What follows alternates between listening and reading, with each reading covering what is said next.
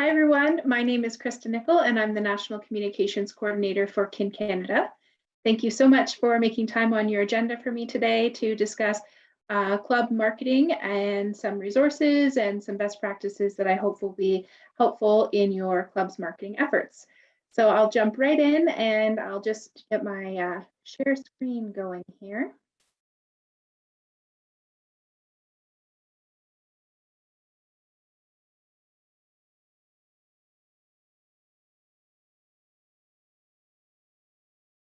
Okay, so as I mentioned, we're chatting about Kin Canada Club marketing today.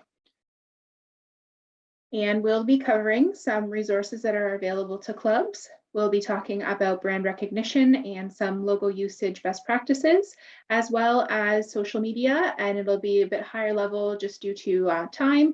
And we'll talk about things that you can do before your event, during your event, and then after your event. So some of the resources that we have available are promotional videos, print marketing materials. There is also a guide called Promoting Kin Projects that's really helpful. We also have the image release form and the notice of photography form, or poster, sorry. So I'll be explaining all of these in a little bit more detail.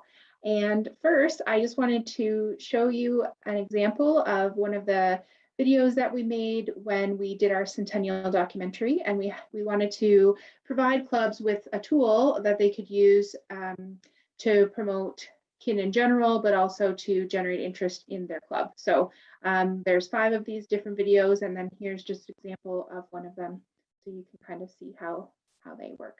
Somebody in the community will identify a need, and kin is there to fill that community's greatest need. Each club gets to define what that need is. If you look throughout the country, you'll see kin signs in large cities and small towns. Kinsmen and kinettes are very well respected because they know that there are some projects that will not get done in their community with it not being for the help of the kinsmen or kinettes. Donations are appreciated but not required. We do a very beautiful dinner every year that we feed hundreds and hundreds of people and their families who are differently abled. A home that's for people that are dying. People could die with dignity. We have donated to our local hospital. Do a food drive during the Santa Claus Parade.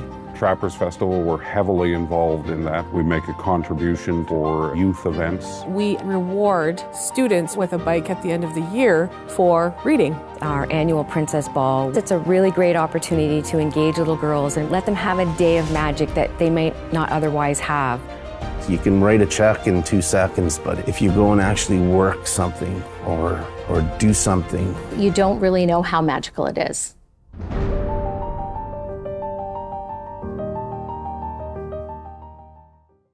So I don't know about you, but I always get chills when I watch these videos. So if you haven't had a chance to take a look at all of them yet, they are available on Kin Canada's YouTube channel, and all of them are great. So I highly recommend taking a look at those and then making use of them in your club marketing activities on social media, or if you're out in the community and you want to play a video, or you're at a meeting with your municipal leaders, or wherever you see it may be suitable. Some people play them in like their city halls. If there's a screen where they play videos kind of in a loop, then sometimes clubs can get these types of videos on there to help promote the association. So the different video titles that we have available for these short promo videos, the first one is What is Kin? This is really just kind of an overall picture of what kin, who kin is and what we do. The next one, which you've already seen, is Make an Impact Through Kin, which is more focused on the service side of our association. The next one is Why Kin Could Be the Best Decision You've Ever Made. And this one is similar to What is Kin, but it also covers sort of who we are, what we do, and why we do it. The next one is Invest in Yourself by Joining Kin. And this one is focused on the leadership opportunities that Kin provides and educational opportunities. So all of the ways that being a member of Kin Canada is an investment in yourself. Your membership is more than volunteering in the community. It is a way to go beyond your comfort zone and get involved and challenge yourself and increase your knowledge, right? And the next one is be part of the family of kin. And this one is really focused on the camaraderie that kin have and the lifelong friendships that are built through membership in Kin Canada. So these are great to use throughout the year. And the main point is to show who you are, what you do, and why you do it. We also have other video resources available on YouTube. And one of my favorite ones is the Centennial documentary. And it's a 22-minute long video, and it covers a bunch of our history in the last 100 years. So definitely a fun watch. You'll probably cry. I cry every time. But I do think that this documentary is a really impactful video, and it can be great to inspire people to join or educate your new members. So definitely take advantage of that. The next documentary that we have is the Milk for Britain documentary, and that one is about half as long at 13 minutes. And that one focuses fully on the Milk for Britain campaign that Kin had been part of back in the day. So definitely another great video that's really inspiring and shows the power of Kin when we do come together to make change. The third one here is the COVID-19 public service announcement. And this one's actually called Kin Canada, Canada's National Service Organization when you search for it on YouTube. And this one is very timely given that we are still very much in the pandemic and our communities need us more than ever, right? Lots of people are struggling right now. So this is a great video that you can share on your Facebook pages. And I will play that one for you now so you can see. It's quite short. For the past 100 years, kinsmen and kinettes across the country have proudly served Canadian communities. As Canada's service organization, we're doing our part to encourage physical distancing while preparing for the emerging needs of our neighbors. We know that our fellow Canadians, local businesses, and community programs will soon need our dedicated volunteers more than ever before. As we've done for the past 100 years, Kin Canada will be ready to answer the call and serve the community's greatest need.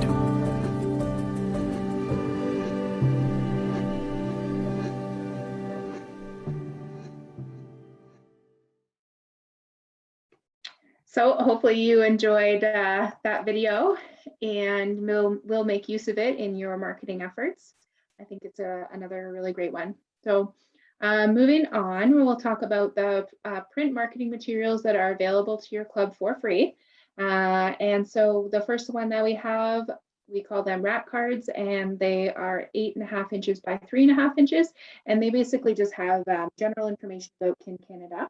And then at the bottom, they have a space for you to insert like information about your club. So that could be a label, a stamp, and you can handwrite it in, like basically just, you know, who to contact about your club. And these are suitable for when you're at an event and you wanted to have kind of a takeaway for your event attendees that will hopefully spark their interest in future events or to volunteer, be a member, or sponsor the next event or partner with you.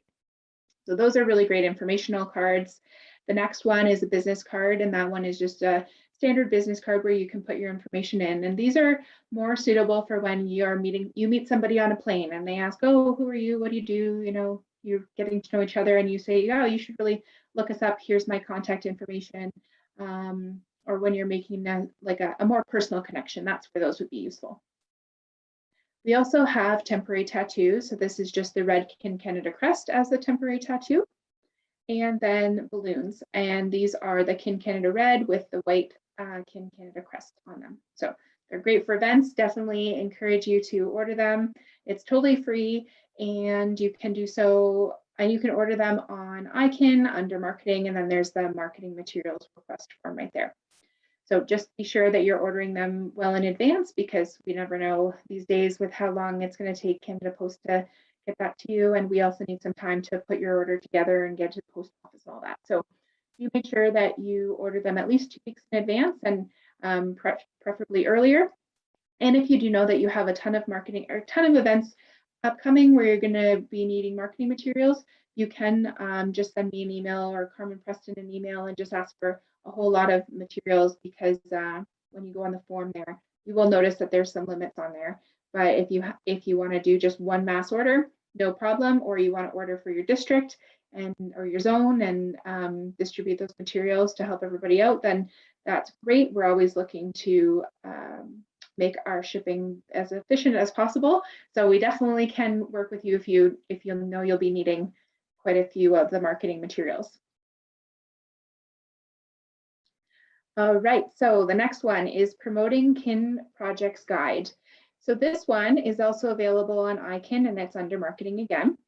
And this one is a robust tool for promoting your events. And so it will cover things like engaging the community, your municipal officials, and also using social media to promote your events. So this was actually born from one club trying to sell raffle tickets, but really struggling because of the pandemic and not being able to be in their usual retail locations to sell their tickets.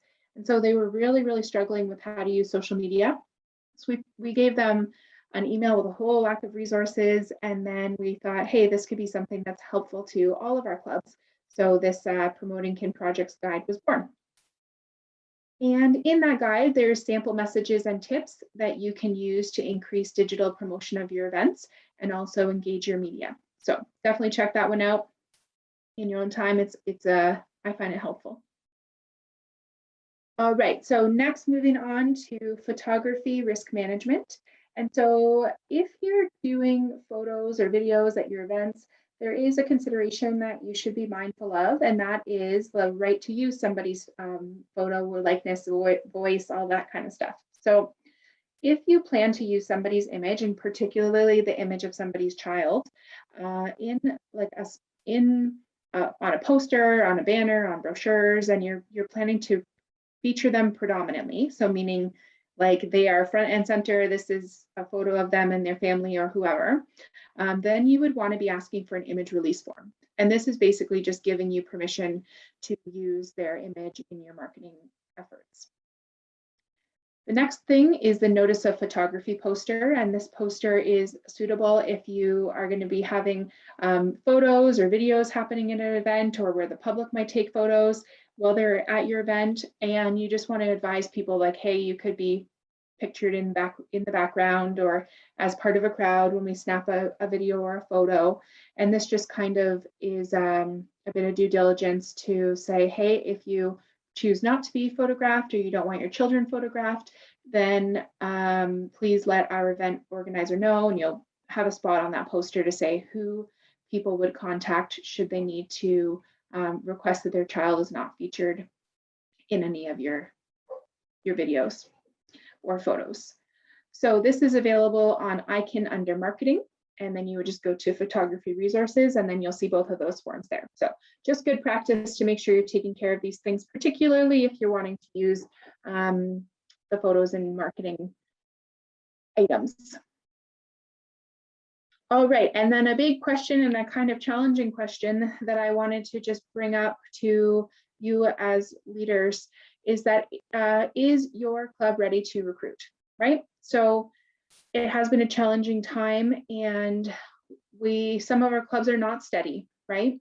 And before you do a big marketing blitz, I did want to just challenge you to ask if your club is actually ready to bring in new people. And one of these considerations may be if the club environment is conducive to member recruitment and retention of your existing and your new members.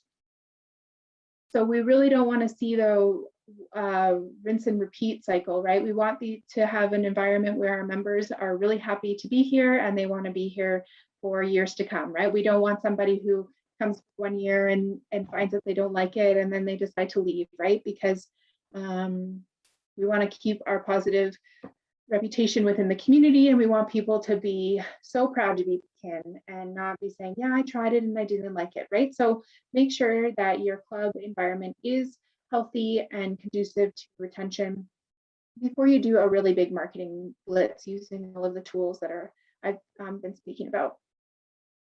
So another thing to ask is if you are actively creating opportunities for leadership, service, and fellowship. So along the same lines of the healthy club environment, I would challenge you to ask yourself, right, to say, are we living up to the hype, right? Like if we got a bum in a seat and this person is coming in with tons of excitement, are they going to be let down, or are we going to meet their expectations of being actively involved in their community, being able to step up to leadership positions, and being able to make some friends who feel like family. So make sure that you're in a good place before you start to recruit. If you feel like you may not be in the best place to recruit new members and retain them for many, many years, I would consider or suggest that the club does the club health assessment before doing that recruitment push. So this doesn't mean that you can't continue to promote your events and share your impact. It's more so just about inviting the guests in or actively doing that marketing push. So kind of a bit of a difficult question, but something that I do think is important as we are working on focusing on that recovery after a pandemic that continues to keep throwing us some surprises and challenging us to adapt. All right, so moving on to brand recognition. And brand recognition is when people are able to recognize a brand through visual or auditory cues, such as logos, slogans, packaging, colors, or jingles, rather than being explicitly exposed to a company's name. So really, essentially, the people will recognize our brand from all of the materials that we put out there. And this is currently an area that we collectively do need to work on. So I'm not sure about you, but for me, when people ask me where I work, I say, I work at Kin Canada.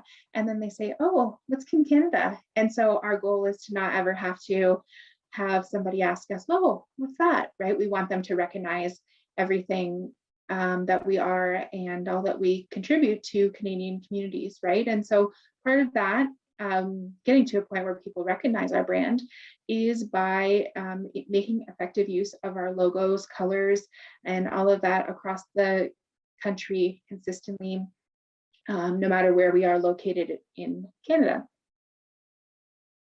So some ways that you can increase brand recognition. The first one is to stay really active in your community. So as much as you can, right? I know as volunteers, their time is limited and you don't want to burn anybody out, but to the best of your ability, do try to stay active in your community. Staying visible definitely does help with the brand recognition. So you can run events, and also one you really should take advantage of is National Day of Kindness. And that one is just a great way to spread some kindness in your community, and then also provide little note cards or stickers or anything that says National Day of Kindness with a little blurb about who we are and what we do, right? So it's kind of a win-win. Get out there, make people happy, and then also it's reinforcing, hey, we're here in the community, we're here to help, we do great things, and if you wanted to join or sponsor us or be involved in some way, we're here. The next one is to make use of your club's official logo, and this is, if you don't have one, no problem, I can provide you one. So you can just email me or email marketing@kincanada.ca, and I can whip one up for you. And you do want to use this logo on all your posters, banners, tickets, graphics, community signage. And what I mean by the community signage is let's say somebody, or you've made a contribution in your community for infrastructure, and you wanted to have your club logo prominently displayed to say, hey, this is the Kinsman Club of Unity's playground that we've contributed to the community, right? So anytime that your club has worked hard to make that happen, you definitely want to have your club logo featured on that signage or recognition. And other cases where you may be receiving some recognition is when you're thanked as a sponsor or somebody or a club that has helped with a community program that was in need of some funding. So definitely be using that club logo so that that credit is going where the credit is due. And one thing that I do see very often is clubs creating their own club logo because they like to differentiate themselves or add a kind of unique spin to something. And that is something that we really want to discourage because it is harmful to brand recognition for your club and for the association. And lastly, we often do see the Kin Canada crest trademark that's used by itself. And so I'll talk a little bit more about that, but we really don't want to see clubs using that crest by itself for many reasons. And it doesn't help your club, which I will explain just shortly here. So here's an example of a club logo. So as you can see, we have the crest featured here. We also have the text Kin Canada, and then we have the Kin Club of Unity. I just pulled this one from my files, not picking on them at all, but yeah, this is an example of the official club logo. So if you don't have one, let me know. And then now moving on to the reasons to use the club logo. So this helps your community know that you have that there's an active club in their town or city. So not only is this helpful to recruit new members or volunteers, it's also helpful for attracting new partners, local partners, or other sponsors. So they don't, like, most of your community will not know that you're there if you're simply using the crest or calling events like Kin Canada's Easter egg hunt, right? We could have 400 Kin Canada Easter egg hunts, right? So how is somebody supposed to know that this is happening in your community if you're marketing it as something that's like a Kin Canada event, right? Which really the administrative body of Kin Canada or Kin Canada's association may not even be involved in any way, right? So definitely be using that club logo. It also helps show your community that they are supporting local when they support your club's initiatives, right? So using the crest on its own, me as an outsider, I don't know where that money's going, right? Is it staying in the community? Is it going off to something just Canada-wide, or where is that money going, right? And in the time of the pandemic, people are very sensitive to supporting local. So that is beneficial to have your club logo clearly featured on any of your materials. Using your club logo also contributes to a consistent look and feel in every city and town where a Kin Canada club operates. So our goal is that when we drive through the country, we can see all of the different club logos in the different cities and towns. And this will also promote the Kin Canada Association in general, because the crest is there as well. So if every club is consistently using their club logo at the same time, they're promoting the association. The club logo also differentiates your activities from a Kin Canada initiative. So tied into what I was just speaking about, you really do want to differentiate that something is happening in your region and it's being led by your club.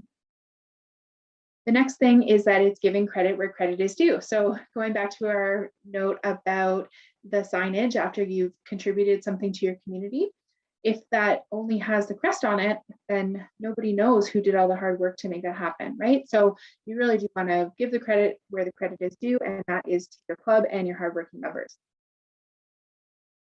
Here is a great example of what not to do, and I actually see this kind of thing all the time. So I've just made this one myself, but I do see this type of thing all the time, where this could be on a ticket, right, for a 50-50 draw, and the crest has been used kind of artistically, and it's not really clear here what club is doing this, where the money goes, and of course this isn't a full ticket, but I mean, who can buy the ticket, all of that kind of stuff, right? So definitely avoid incorporating the Kin Canada crest into any of your design features, and make sure that you're using that club logo. So sometimes it can be more difficult to fit that club logo into your design, but just try to be creative and work it out so that you're not using the crest by itself. All right, some more examples of what not to do. And as I said, I see these kinds of things all the time, right? So this first example here with the lighthouse, this was just one I made up myself here, but I do see the Kin Canada crest being incorporated into these other design items often. And this would be an example of a club trying to make up their own logo, because maybe you're on the east coast of Canada and you have some lighthouses, and in your town there's this lighthouse and it's very iconic, and that's how people so that's kind of something, a special thing that a lot of people associate with your region or town, right? And so the club might think, oh, well, this is special to us in our region, so we will make our Kin Canada club logo kind of unique. And so this is problematic because literally nobody else's club logo is going to look like this, right? So how can I recognize the different club logos across the country as being consistent if we're making up our own ones, right? So we definitely do not want to see that. Moving on to the next one, that's kind of the oval. Sometimes we do see clubs that are like squishing them or distorting them, or they're kind of blurry. Another thing that we see is people using the older versions of the logo, but we definitely don't want to be seeing that when you're using your club logo. We don't want it to be all squished or muddled up, right? We want it to be nice, clean, and crisp, and representing Kin Canada and your club in the best way possible. So moving down to the crest kind of on a side, we definitely don't want to be seeing this either, where it's sort of like tilted or and it's not straight and aligned and looking fresh. The next one is the green crest. And so this happens sometimes as well, where clubs will want to have a certain color to differentiate themselves. But again, it's not something that we want to see and with your club logo. So do keep it in the color that it is sent to you in, which is our signature Kin Canada red. Next is the lifeguard logo there, and that has the cross and the square. And this was actually from a club that had sponsored a lifeguard group, and then the group had wanted to recognize Kin's contribution to their uniforms by adding like a kind of nod on the sleeve.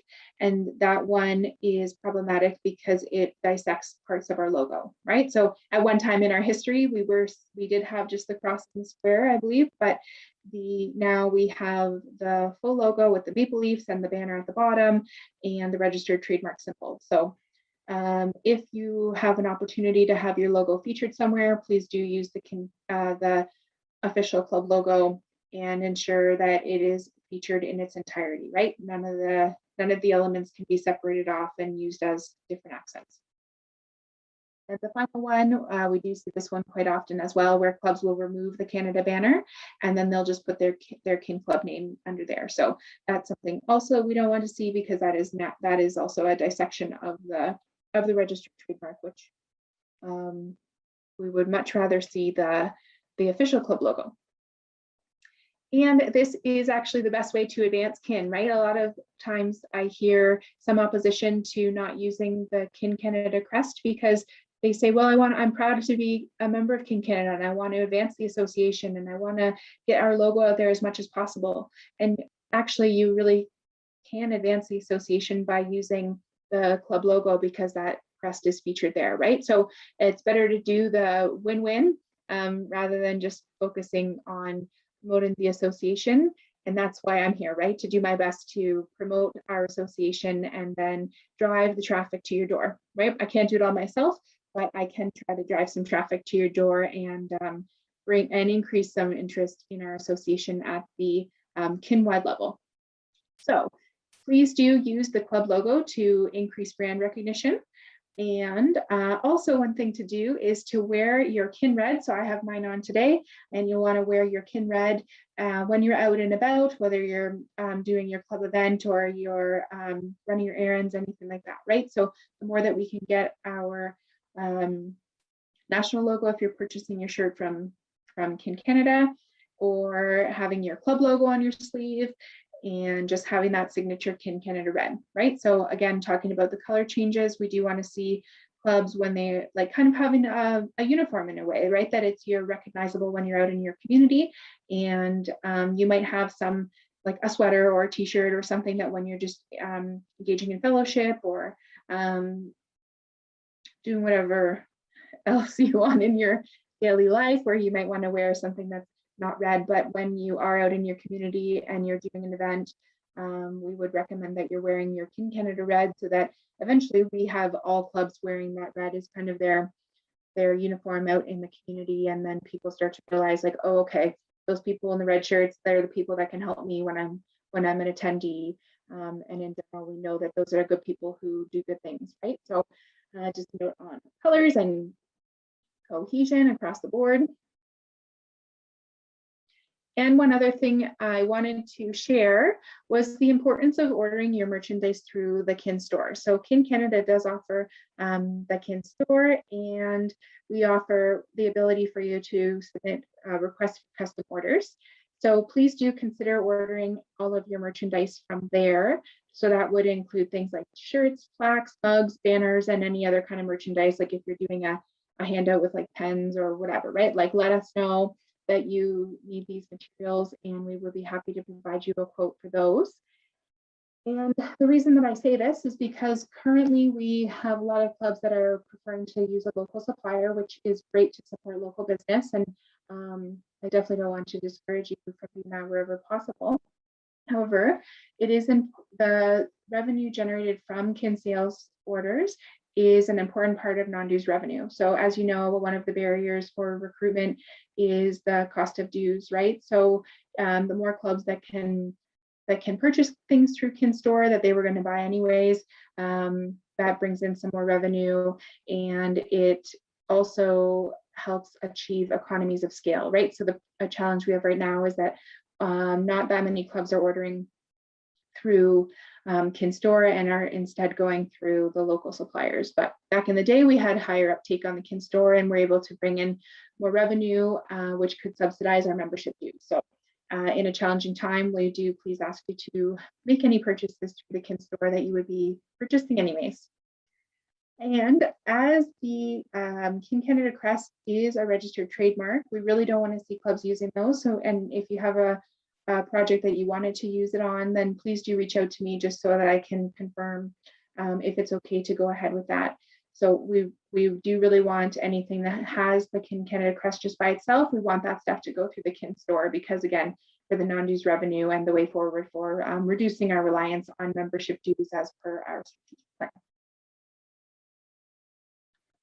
And then moving on to our next section of using social media. So this is going to be just really high level, and I will direct you to a resource with more information that you can take advantage of if you're interested in learning a little bit more. And so this section will also focus on Facebook.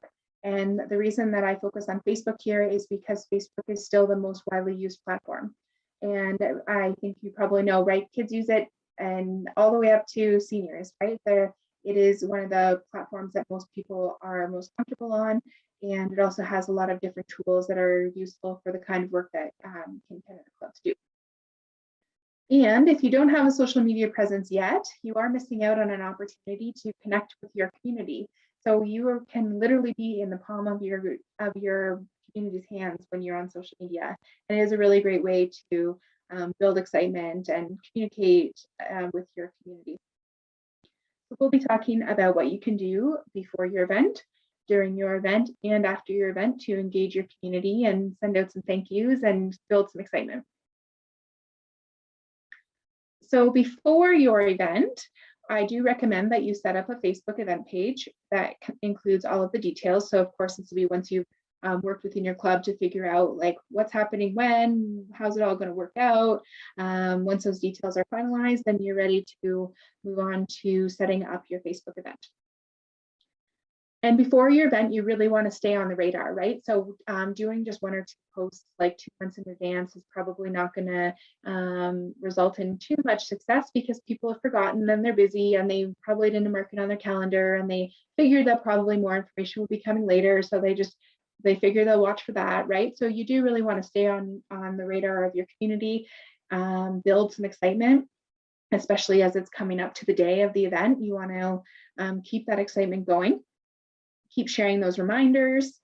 And something that you might want to try is asking audience engagement questions that kind of get people talking, or like, so something like saying, what are you most excited about? If you're doing like some kind of, I know one club does like a monster truck rally kind of thing.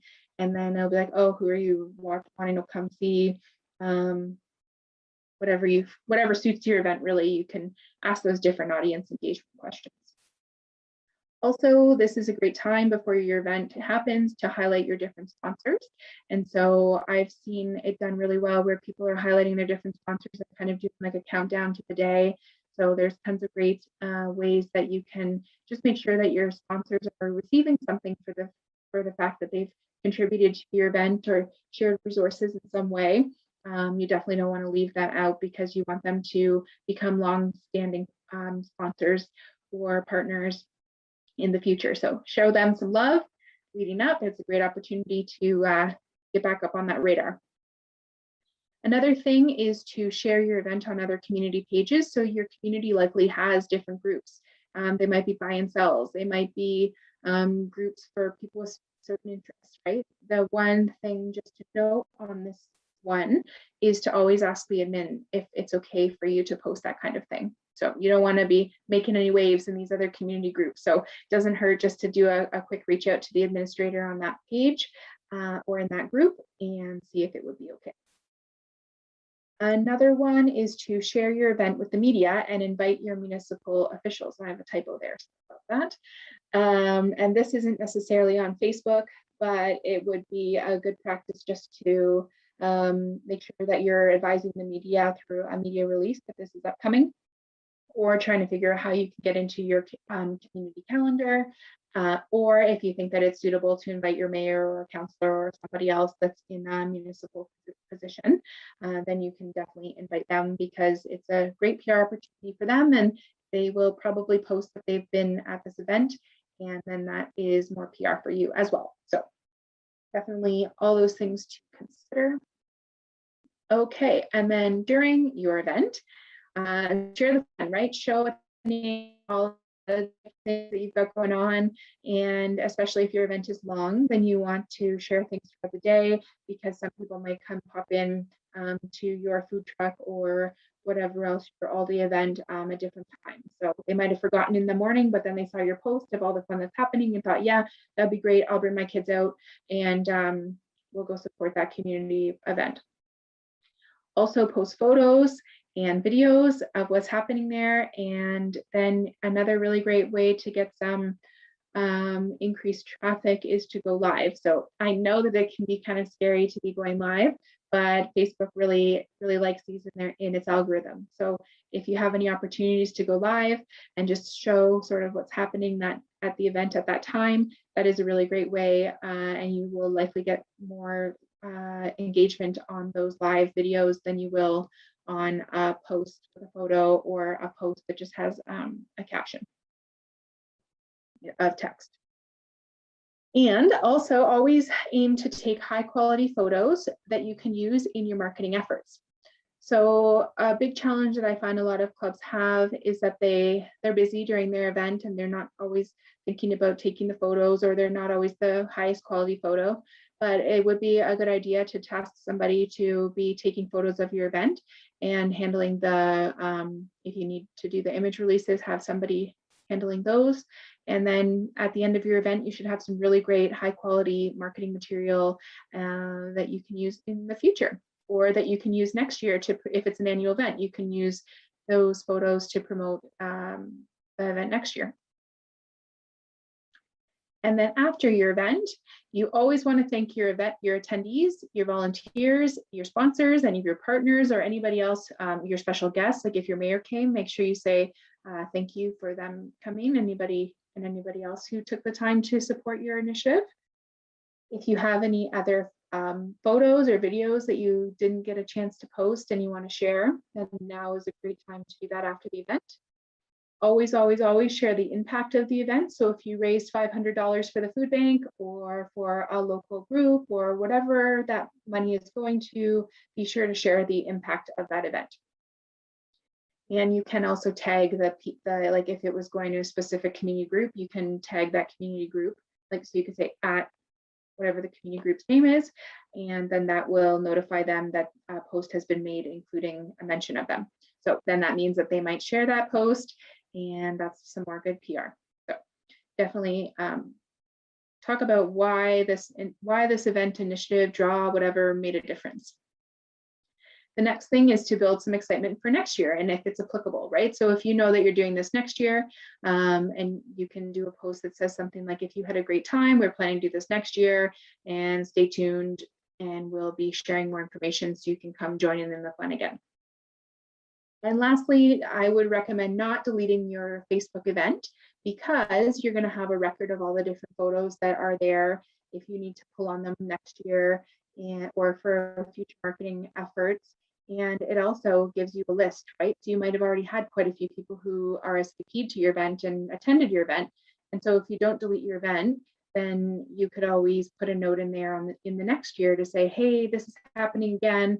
And if you had a great time last year, come join us again, right? So that's already, you've got a bit of a head start on that promotion, right? And I believe you would have to make a new event for the next year, but you could always go into your past year's event and then drive the traffic to the new event, right? So don't delete it. Most people won't leave the event after because it's gone and done and happened, and they're not thinking to now go mark themselves as not going or whatever, right? So just leave it as it is and utilize it as a resource however you can. And next is more information on social media. So earlier in the pandemic, Kim Schmidt from Saskatchewan, she did a really great video on social media marketing and overall promotion. And so I would recommend that you take a look at that presentation, and that offers more in-depth notes about social media and also provides some examples for you to take a look at. So that will be on the marketing page as well for you to check out. So that wraps up all of it from me. And if you have any questions, please don't be shy to give me, send me an email, or you can also submit a ticket through the Kin Help Desk at Kin Support Services. So thank you so much for your time. And I know that I can't be there with you in person today to do a Q&A here, but I do hope that you will reach out to me if any of this presentation spurred some questions from you. So thanks again and enjoy the rest of your event.